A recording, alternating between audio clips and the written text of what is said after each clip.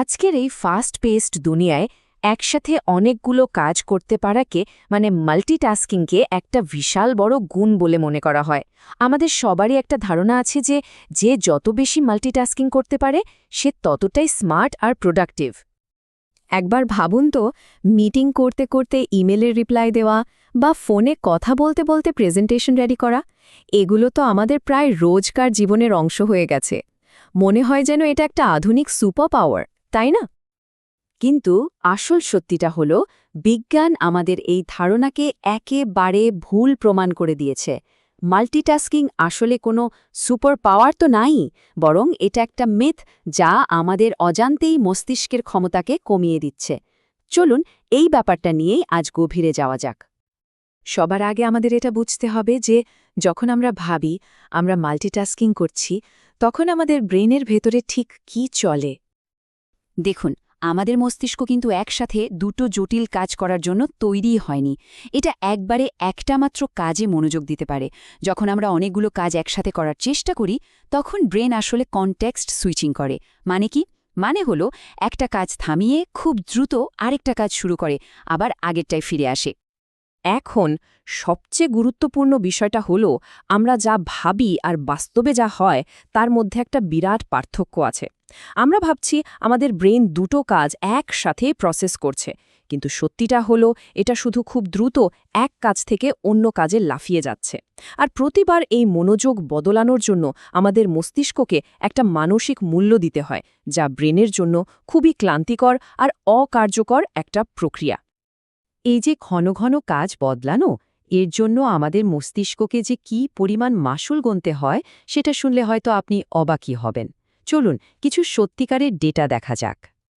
University of লন্ডনের একটা গবেষণা বলছে, মাল্টিটাস্কিং করার সময় আমাদের আইকিউ প্রায় 10 পয়েন্টস কমে যায়। ভাবা যায়? এটা ঠিক ততটাই ক্ষতিকর যতটা ক্ষতি একটা পুরো রাত না ঘুমালে হতে পারে। শুধু তাই নয়, যখন আমরা ঘন ঘন কাজের মধ্যে সুইচ করি, তখন আমাদের ভুল করার সম্ভাবনা প্রায় 40% পর্যন্ত বেড়ে যায়। এর মানে হলো কাজের মান খারাপ হয় আর সময়ও লাগে অনেক বেশি। স্ট্যানফোর্ড ইউনিভার্সিটির একটা গবেষণা তো আরও ভয়ঙ্কর একটা চিত্র তুলে ধরেছে।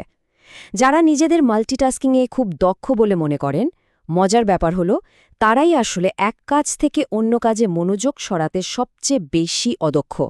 তাদের স্মৃতিশক্তিও দিন দিন দুর্বল হয়ে পড়ে, আর তারা অপ্রয়োজনীয় তথ্যগুলো সহজে মাথা থেকে বাদ দিতে পারেন না।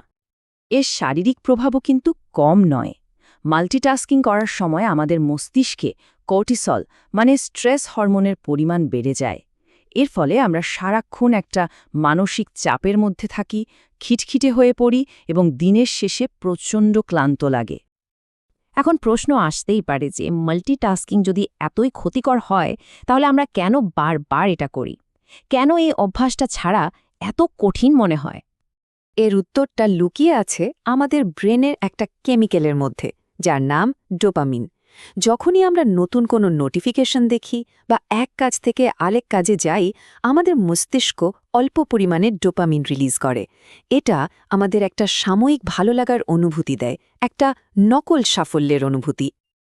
তো আসল কথাটা হলো, এই ডোপামিন লুপটা আমাদের ব্যস্ত থাকাকে পুরস্কৃত করে, কিন্তু সত্যিকারের প্রোডাক্টিভিটিকে নয়।